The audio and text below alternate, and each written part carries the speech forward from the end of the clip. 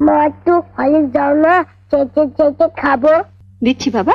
লুকিয়ে লুকিয়ে ছেলেকে হরলিক্স খাওয়ানো হচ্ছে, আর যেই না সংসারে একটু বেশি টাকা দিতে বলি অমনি মুখ শুকনো করে বলা হয় কোথায় পাবো।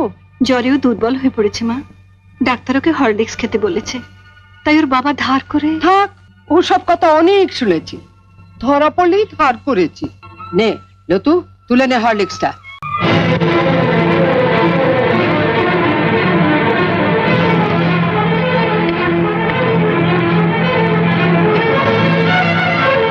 শোনো বড় বউ, আমি আগেও বলেছি আবারও বলছি, যার স্বামী যেমন রোজগার করবে তার ঘরে তেমনি খাওয়া দাওয়া হবে। ছেলেকে যদি হরলিক্স খাওয়াতেই হয় তাহলে কর্তাকে বলো রোজগার একটু বাড়াতে, নয়তো এর পরও যদি ছেলে হরলিক্স খেতে চায় তাহলে বাজার থেকে 20 পয়সা দিয়ে হরলিক্স বিস্কুট কিনে এনে দিও, কেমন?